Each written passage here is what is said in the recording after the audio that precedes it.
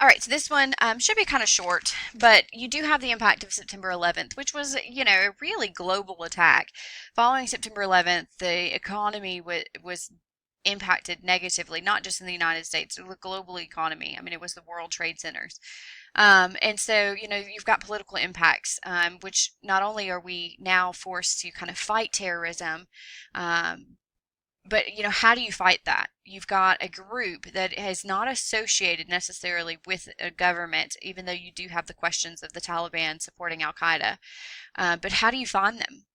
What do you do in that moment? And how do you fight an ideology like terrorism? This is not like a world war where we know, okay, we are fighting this group of people for this reason. You're fighting terrorists that don't use traditional methods of warfare.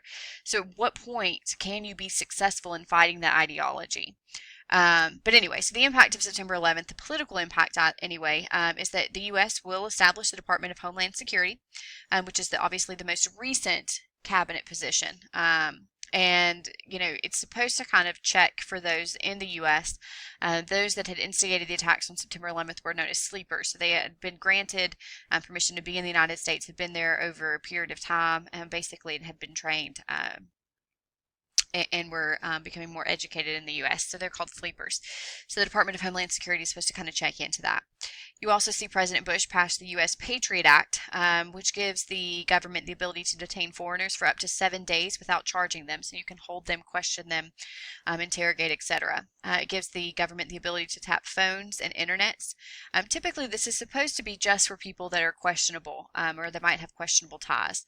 They can investigate foreign bank accounts, and then obviously the increase in aviation security. So for most of you all growing up at this point, when you went to, the um, airport, you can't get back. They kind of place restrictions on you, but growing up, when I would fly or when my mom did, we could walk her all the way back and watch her get on the plane and watch the plane take off. And we were sitting in her gate and watching all of this. And now you can't do that. And a big part of that it is because of September 11th. And then it led into the invasion of Afghanistan, which was housing or securing or supporting Al Qaeda. The Taliban was the government, but it itself was not Al Qaeda, two separate entities. But we did invade Afghanistan. And then we also invaded Iraq because we believed that they had weapons of mass destruction and were supporting Al Qaeda. We never did find any of the weapons of mass destruction in any of the times that we've invaded Iraq, but that was kind of where that stemmed from. You also had global violence and the rise of genocide. So again, targeting a specific group. In Rwanda, you had the violence, the ethnic violence between the Hutus and the Tutsis, which, you basically had a minority group that was attempting to control the other. And Europeans were supporting a group over another, which just instigated the violence. And so there is this kind of mass slaughter in Rwanda, and this is one of the first times that the UN kind of has to step in and decide what they're going to do and how much support they're going to throw in. So one of the best movies is Hotel Rwanda, and it depicts the United Nations and their involvement in this genocide, but basically also their inability to adequately respond to the genocide. They're kind of very hesitant to do too much. You had Bosnia in the 90s where there was an ethnic group that was targeted, the Muslim population. And again, this led into, a huge refugee movement where many of them were kind of accepted into various countries, the United States being one of them.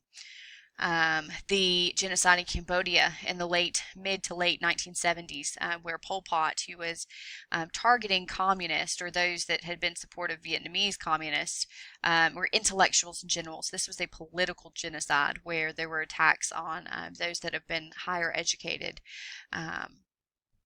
And then you had Darfur, which was in 2003, which again kind of targeted men, women, and children. This was systematic rape, various executions, mass slaughtering, and again kind of tested what countries were willing to do and how would they respond.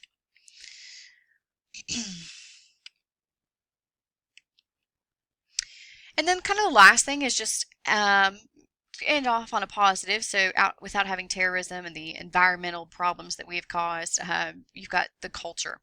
And so you have the rise of pop culture, which is a culture that is spread through music and sports and internet. And typically it is a more Western culture that is being spread versus an Eastern culture.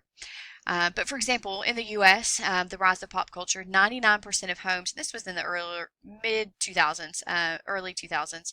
So I don't know, it's probably, it might be the same now, but 99% of homes have at least one television. Many of them have multiple, but at that point, at least 99% had one. The internet is going to quickens the spread of news, the dissemination of news materials. You think again, even on Snapchat, you have the ability to watch the news, Twitter, everything. You do have multi or international companies, so ESPN, HBO, CNN. Those are the most watched television shows across the world. The NBA is shown in over 200 countries. You saw the rise of reggae, World Cup soccer, which is an example as well. Countries tune into this.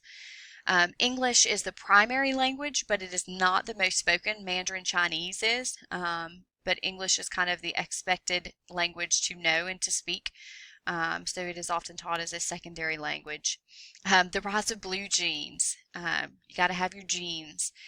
Also the spread of materialism, which is typically a Western concept, but has become much more prominent in Eastern cultures as well over time. And then art. So you have like Jackson Pollock, and kind of the changes in art and how people begin to appreciate it and study it more over time. Bob Marley. All right, so that is the end. It was pretty short and to the point.